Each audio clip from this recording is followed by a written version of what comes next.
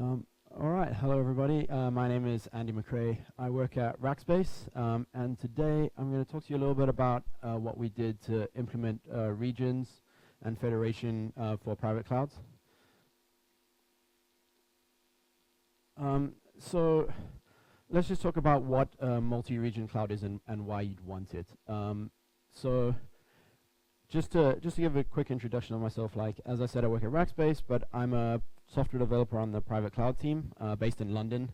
So Rackspace is mostly American, but there's a couple of us in the UK. I actually grew up in South Africa, so if you can hear a little bit of an accent, that's where it's coming from. And really glad to be here. This is my first time in Bulgaria, so far it's been pretty good. So where this all started was about 6 months ago or so. We started looking at how we could create an offering that offered multiple regions for your private clouds. So that included Nova, like compute, Cinder storage, and also object storage, so Swift. I work a lot on the OpenStack Ansible project, which is the OpenStack deployment project using Ansible and containers. So we deploy everything from source as well. It's not a package-based install. And that's what we use for our current private cloud offering at Rackspace. And so we wanted to put some work into coming up with a solution that would allow us to do this across multiple regions. So if you had multiple data centers. I actually gave this talk a couple of weeks ago in Tokyo as well, and I had a colleague with me. So this time it's just me, but I did a lot of the work on the storage side of it. So specifically the object storage, the Swift, the Geo cloud for Swift, and my colleague did a lot of the actual federation, so the auth problem. But hopefully you'll learn quite a bit from this, and if you've got any questions at the end, feel free to ask. So why would you even want to start with a multiple region cloud? So the obvious answer is local. So I have two clouds in separate physical locations, potentially in different countries, maybe just in different cities, or even just in different data centers. Or perhaps the data center is so large that I need separate racks or locations within a single data center. And it becomes difficult to manage one cloud that way. So it's often useful to have multiple clouds. There are a couple other reasons that you'd want to do this. For example, you've got you have like you have different clouds. For example, one is for specific users and the other is for separate users.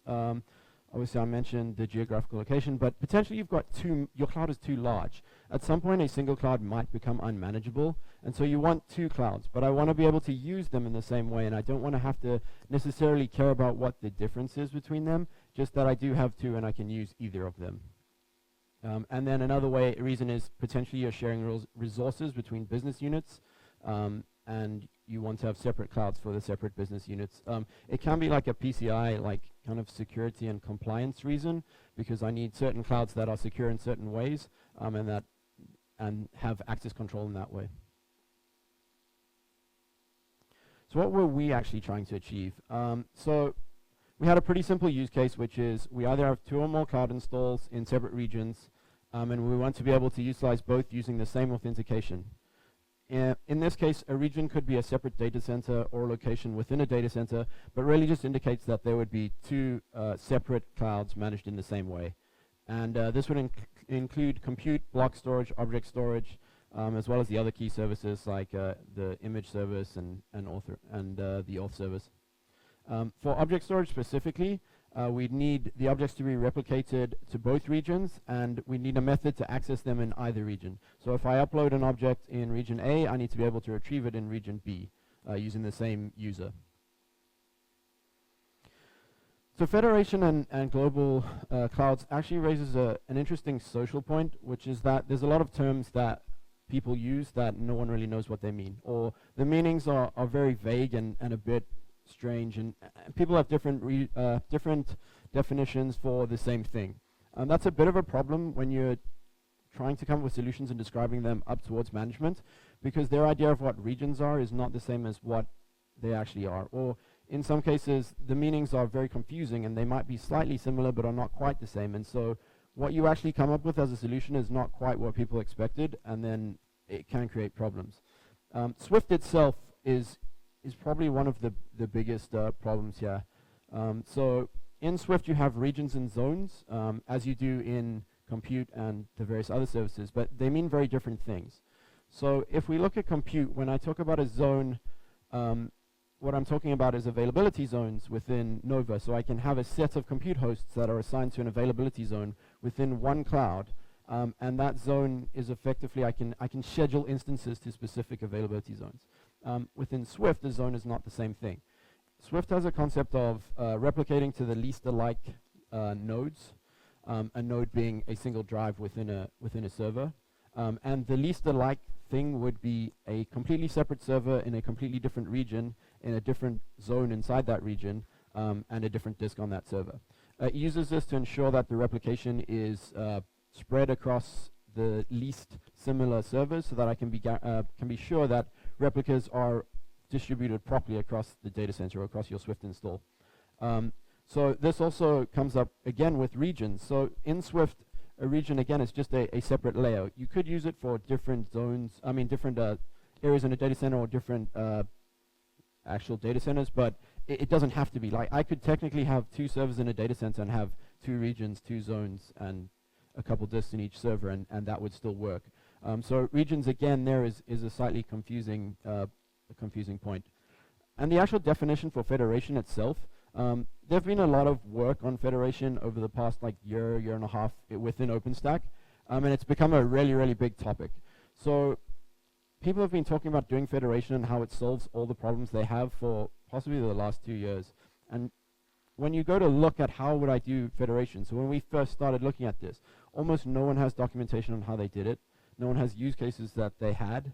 No one really has said, oh, well, we've managed to get this to work and here's how we did it.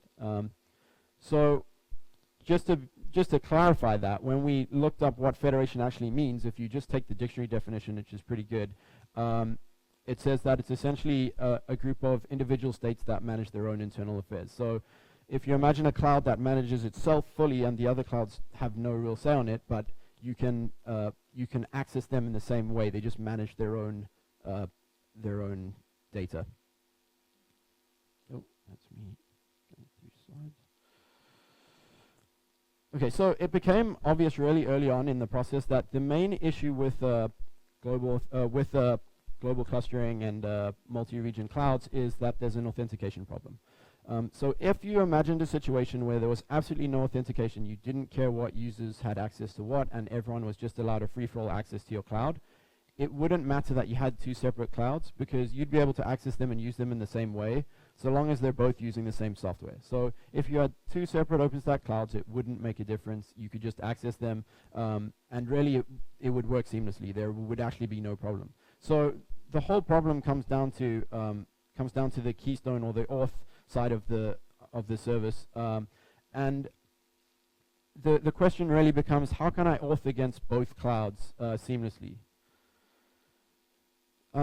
So this is actually complicated a bit more when we talk about Swift and wanting to have object storage as a requirement, because as I was talking about earlier, the definition of what a global cluster for Swift is very different to the OpenStack cloud itself. So in Swift, when you talk about a multi-region or a geolocated cloud, you actually have one cloud or one Swift deployment. It just has separate regions. So all the rings inside the Swift implementation have to be managed in the same way. They have to be synced across all nodes, and access to those nodes has to be uniform. So all Swift nodes have to be able to replicate to all other Swift nodes. Once it's set up, it's great, but the point is that it doesn't really fit the model of the OpenStack cloud, where I can completely manage myself and not care about any other nodes. So it's technically not a separate cloud. The problem with this is that we can set it up to work in 2 data centers or 3 data centers or however many you want, really, but the authentication, if the users in Cloud A are different to the users in Cloud D, they won't be able to access the same objects in Swift. Even though they're still replicated across to the other data center, if the user isn't exactly the same and the account ID which it uses to create the user in Swift doesn't map, then you won't be able to retrieve the objects even though they are there. So even if I created 2 users in each cloud with the same username and password, if the IDs on the backend for the auth service aren't exactly the same, it won't work. And while I'll be able to upload objects rather to Swift, on either cloud, and I'll be able to retrieve objects in either cloud. I won't be able to retrieve the same objects. I'll only be able to retrieve the objects I uploaded from my region, and vice versa.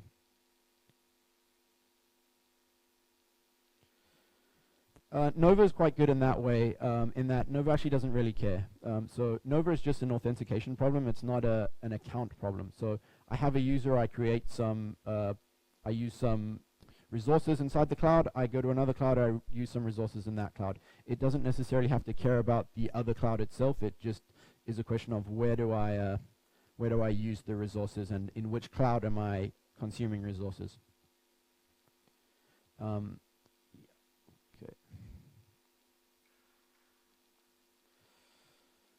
So what options are there to solve this? So if we think about a really simple solution would just be to push the authentication problem to the application level. So I have 3 or 4 clouds, and I manage passwords, and I manage user authentication, and I manage everything else within the application. So it's a pretty simple solution, and actually lots of people do this.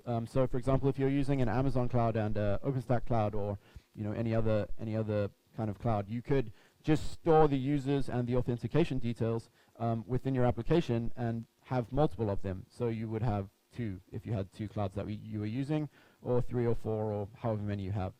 And this works okay at the start, but as you get more and more regions and more users, it becomes a problem. I now have to manage a whole bunch of users within an application. Security is a concern. What if the application is compromised? Now all of my users and accounts are compromised for my cloud access. On top of that, if I want to revoke access to a user, I now have to do it in multiple places. It just becomes a difficult problem to solve, and whilst it will work, it's probably not the ideal solution. It also won't work for Swift, pretty much for the reasons I spoke about just before, which is that the users are still technically different, so I can only send and at least upload and retrieve objects from the region in which I uploaded them to, even though they are still replicated across. So we need to get a bit more smart on that and come up with some solutions that would actually mean we don't have to manage them in the application. So if we centralize the auth, and a pretty simple way of doing that is we just sync the database across the 2 regions. So if we have a database with synced users and accounts inside of each cloud, so technically one database that manages both clouds, that would actually work quite well. So you could have replication or just a single cluster, maybe using like Galera or something like that. Now we'd have all the users, tokens, IDs, they'd all be stored exactly the same in both clouds. So that would work for Nova and Swift. But I don't necessarily want to manage users in my cluster. So a lot of the security concern is that I'm now managing users in Keystone, for example, so in a database, and all the authors managed there. What we see more often is people using services like LDAP to take the user management away from the OpenStack layer, and there are various other solutions that you could do that with. Because there are security concerns, and there are other reasons that you would want to not have users inside the database. One of the other problems is that syncing databases across geographical locations can be hard. The time that it takes to sync, if the syncing falls behind, you can't guarantee consistency at all times. Those are just like general database problems, but like latency and various other issues, depending on how far your regions are away, are things that you can't really ignore in any IT system, really. Yeah. And also, so when Keystone generates tokens, they're actually quite large, and they would also have to be synced across to the other database, and that can cause a bit of a bottleneck. So if you had like IDs and users only, it would probably be okay because they're quite small, but the tokens get quite big, and that can, be a bit of a bottleneck there. So this is where federation comes in. The identity problem and the way federation works, or how it is you remove the auth from the cloud itself, so the IDs and everything else is no longer stored within Keystone. They're now pushed to your identity provider. And you then auth with the identity provider and are allowed access to the different clouds. Now this does solve the security issues or any concerns around managing users within OpenStack itself or within that database, and pushes it up to a third-party identity provider. And that works great for Nova. But unfortunately, Swift is still a bit of an issue because the users that we have are still not the same. So although I'm managing the IDs within a federated cloud, the IDs within Keystone that are mapped are not going to be the same on each side. So each region will still have different IDs, even though the username and passwords are the same, and I can access all the services via the same identity provider.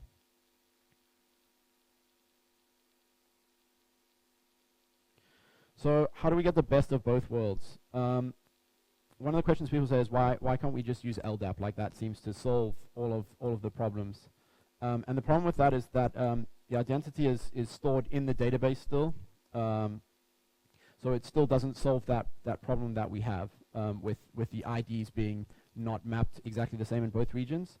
So one of the things you could do is have a federated auth service. So I have an identity provider that I access from as a user, and I then gain access to each region or each cloud.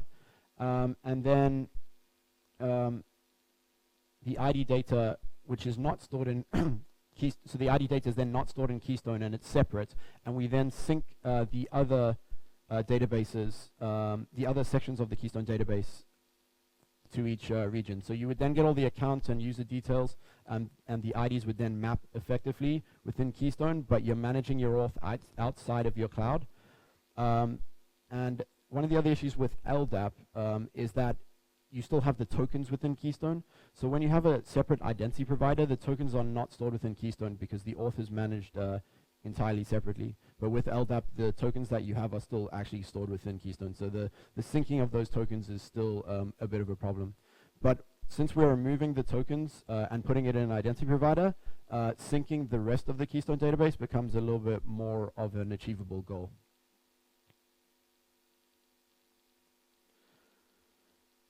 So we do actually have a solution in that will do it, where there are some significant issues with federation at an OpenStack level itself. Once you have it working, it's still quite clunky, and you essentially have to access the third-party identity provider separately before you try log into Horizon or any other services, and it becomes a bit of it's a painful process. It's not as simple as if I just access a single cloud, I just put my auth details in, I get a token back, and I can automate that process quite easily. So it does work, and we have use cases around it, but a lot of work is actually being done right now to fix federation within Keystone specifically. And so I'm pretty confident that within the next 6 months to a year, we'll see the fruits of that labor, and that the whole federation and global clustering will become a lot simpler and a lot easier to manage and use. Yeah, there are also like a lot of hardware considerations. So the things people don't think about, for example, especially with Swift, when it comes to replicating data, if I'm going to have a global cluster, I still need to be replicating objects across the locations. That comes with latency problems, bottlenecks around how much data I can push versus how much data I can upload. What netgear do I now need for this to work properly? I need to be able to avoid bottlenecks. So do I rate limit the actual upload on the cloud itself in order to make sure that it's below the threshold that I can accept across the clusters? These are all concerns that if you don't address them, you're going to run into issues, because what ends up happening is you have a buildup of objects that need to be replicated that can't be replicated because there isn't enough bandwidth. And as that happens, more and more objects just build up, and you end up in a situation where the cluster falls over because it can't copy the data fast enough. So if you were never using object storage and you didn't want Swift, it becomes a little bit simpler and you have more options available to you. So as I mentioned before in some of the solutions, a lot of the problems revolved around the fact that we wanted to have object storage included in our global offering. Object storage does have some very cool features around geolocated cluster. You can do things like specify where your objects will get replicated to as a priority. This means you can ensure that not only are they replicated across the regions, but they're also accessed at the most local location to make it quicker for access. They're also copied to local storage first, as a failsafe and then only copy it over, and various other features that allow you to do pretty cool things with multiple locations for Swift itself. But if you didn't have a use case for object storage, you didn't want that, the federation problem is a little bit simpler in that you can then just push the auth out of Keystone, and you don't have to worry about users being synced or anything else like that, because services like Nova don't care. And then the other services, for example, Glance and Cinder, which I haven't really spoken about, they don't care either. They're just within a cloud. Like if you have access to those resources, you can use those services within that cloud. And of course, you can't link Cinder storage from cloud region A, for example, to Nova instances from region B, but the services within a cloud can all be used as long as you have access to those. So once you solve the auth problem, it all goes away. And yeah, some of the other problems we ran into were some of the services that you use for the federation. So one of them is Shibboleth, which is what we did our implementation based on. It was developed as a university project, and academic institutes are great for coming up with things like this, but if they aren't adopted in the mainstream, the documentation tends to be quite poor. It's a few people in the university who know how to use it. The documentation is quite scary. It's all written in C, so it's a little bit of a stretch if your language of choice is either Python or even Java, I guess. And it's really hard to find documented use cases with OpenStack or even by itself. And one of the things we found out is that these things don't always play as nicely together as you'd hope. So getting it to work as an initial goal was quite difficult. But it does work at the end of the day, and you can use it right now. So we implemented this within the OpenStack Ansible project, which is up on GitHub. So there's a link over there. So that's all open source. It's within the OpenStack namespace. There is some documentation on how you'd get it going. So if you wanted to go home today and try it out, there's an all-in-one script that you can run pretty much on a cloud server or any other Ubuntu-based server, and it'll install an OpenStack Ansible install for you. That won't include federation, but within the configuration files, there's documentation on the variables and the settings you need to change in order to set it up. So we've kind of done that so that, well, obviously we want to use it, but also we'd like other people to get involved. If you're interested, just give it a go. If you're not using OpenStack Ansible, that's fine as well. You can have a look at what we've done to get it to work and either use that, or feedback would be great as well. So just anything along the lines of, if you're interested in having a look at it, trying it out, feel free to go there and test it out. And just as a more general note, if you're interested in setting up an OpenStack cloud in general, to test or just to play around with or just to try out the OpenStack services, I am biasedly going to suggest that you try that one out. It works pretty much straight away, and one of the cool things we have with this is that all the OpenStack services, except for storage, compute, and storage services and compute, are run within containers. So you can effectively run like a 3-node Galera cluster-backed infrastructure on one node, just for testing. I mean, I would never say do that in production, but because all the services are in containers as well, you can delete containers and just spin up new services inside new containers and various other things. So have a look at the federation work, or if you're just interested in general, just take a look at the OpenStack Ansible project. So I'm not sure if there are any questions. That was my final slide for pictures of a federation gone wrong.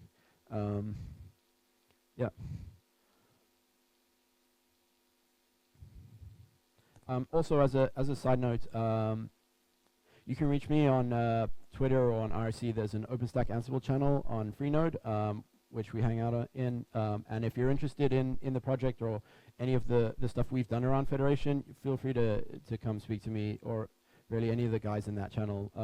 We're really keen on making what we've got better and just improving the kind of stuff we've done already. And we're really happy to help people get to grips with the OpenStack Ansible project itself and just getting to use it. So it's a generally receptive community at the moment. Cool.